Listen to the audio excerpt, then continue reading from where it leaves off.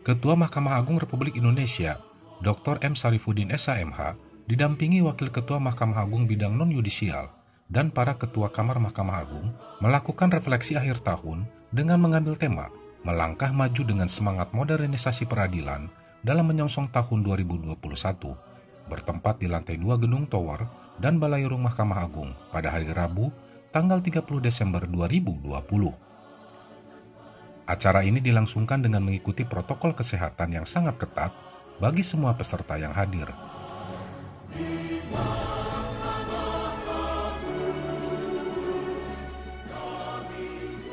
Acara dimulai tepat jam 10 pagi, diawali dengan menyanyikan lagu Indonesia Raya yang kemudian dilanjutkan dengan menyanyikan lagu Himne Mahkamah Agung.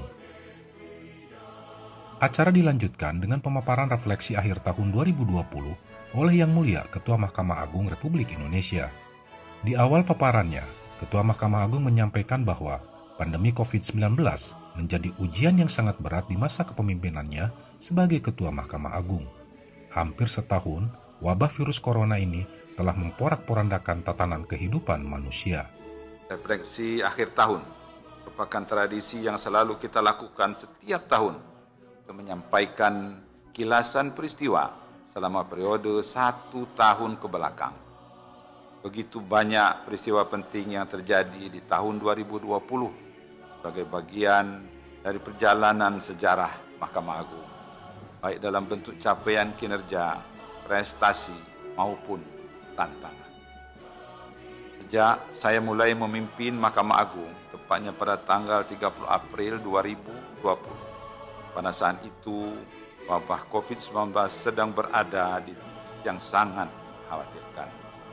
Semua penduduk bumi mengalami kepanikan dan dihantui rasa cemas dan ketakutan oleh penularan virus corona yang menyebar secara cepat ke seluruh belahan dunia.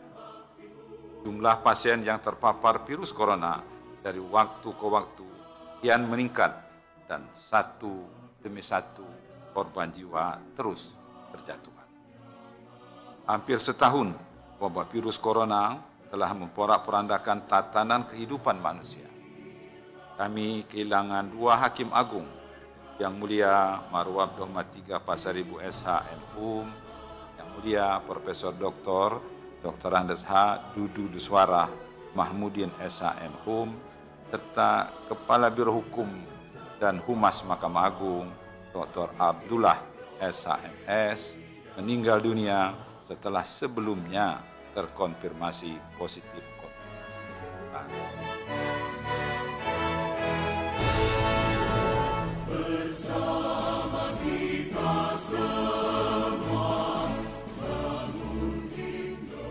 Pandemi COVID-19 menjadi ujian yang sangat berat di masa kepemimpinan saya sebagai Ketua Mahkamah Agung. Namun sekaligus juga menjadi tantangan untuk memaksimalkan kesiapan lembaga peradilan dalam menyongsong era modernisasi. Sekaranglah saatnya untuk membuktikan kepada publik bahwa lembaga peradilan siap dan mampu untuk menerapkan sistem peradilan elektronik sebagai wujud dari peradilan modern. Peradilan elektronik adalah solusi bagi kondisi yang terjadi saat ini.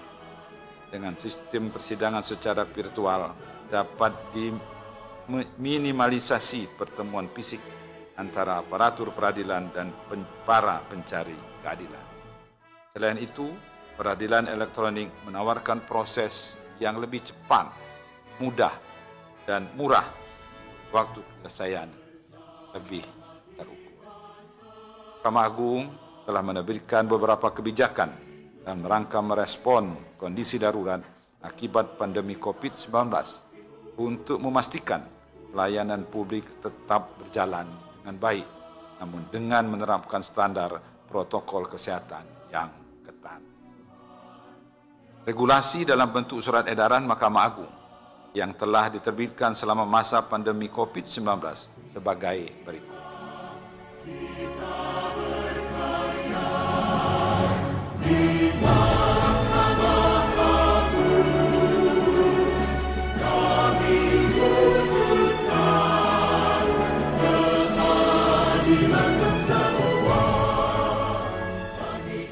dalam rangka mendukung terwujudnya pembangunan zona integritas menuju wilayah bebas korupsi dan wilayah birokrasi bersih dan melayani di lingkungan Mahkamah Agung dan badan peradilan yang berada di bawahnya, Mahkamah Agung telah menerbitkan SEMA nomor 7 tahun 2020 tentang larangan pungutan terkait pelantikan dan pembiayaan kegiatan dinas lainnya.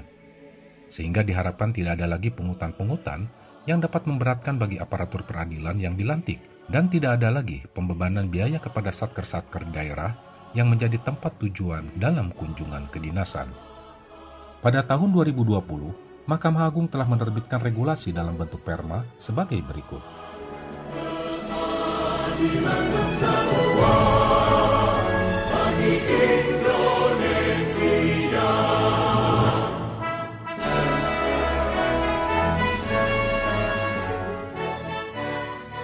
Di bidang penanganan perkara, Mahkamah Agung telah menorehkan sejarah dengan menciptakan rekor baru dalam jumlah sisa perkara terkecil sepanjang berdirinya Mahkamah Agung Republik Indonesia, yaitu sebesar 199 perkara.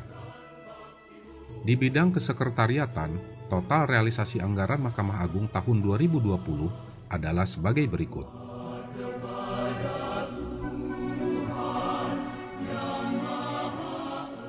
Beberapa prestasi di bidang kesekretariatan telah diraih Mahkamah Agung dan badan peradilan di bawahnya selama tahun 2020 adalah sebagai berikut.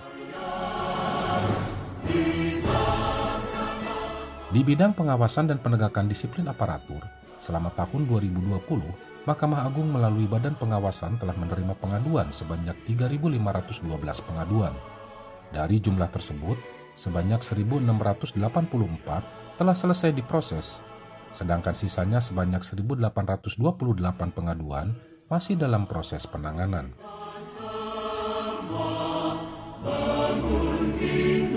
Indonesia, berikan baktimu untuk nusa bangsa, takwa kepada Tuhan.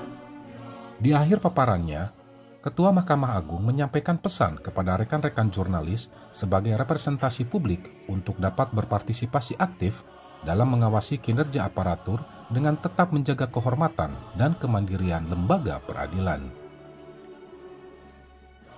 Saya berharap kepada rekan-rekan jurnalis sebagai representasi publik untuk dapat berpartisipasi aktif dalam mengawasi kinerja aparatur dengan tetap menjaga kehormatan dan kemandirian.